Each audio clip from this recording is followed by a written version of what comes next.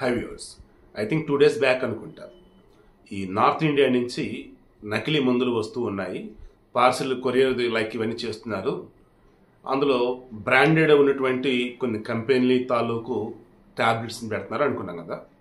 ఇప్పుడు పూర్తిగా drug control administration వాళ్ళు మన హైదరాబాద్ మొత్తం చెకింగ్ చేసిన తర్వాత మెగ్ లైఫ్ సైన్సెస్ వెనకాల అటాచ్ చేసి చూడండి. ఈ కంపెనీ పేరుతో వస్తున్న మెడిసిన్స్ ఏవి కూడా కొనొద్దని చెప్పున్నారు. ఎక్కడొక్కడ మొత్తం కూడా సీజ్ చేసి పడేశారు.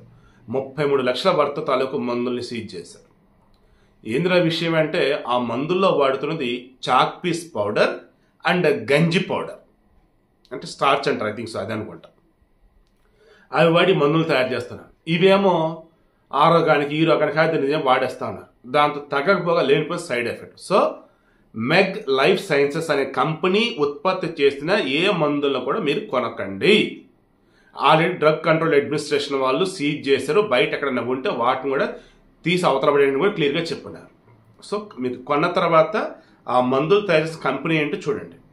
సిప్లానా, రెడ్డిసా, అరవిందోనా, లేదన్నప్పుడు ఇంకేదన్నా Meg life sciences. If it is Meg life sciences then ఇమీడియట్గా అక్కడ ఉన్నటువంటి వాళ్ళకి చెప్పి అరే నాయన ఇది ఫ్రాడ్, ఇది డ్రగ్ కంట్రోల్ అడ్మినిస్ట్రేషన్ వాళ్ళు ఆల్రెడీ క్లోజ్ చేసి ఉన్నారు, మరి నువ్వు కూడా ఇంక మరి తీసి పడేయాలి కదా అని చెప్పేసి అవేర్నెస్ ఇవ్వండి.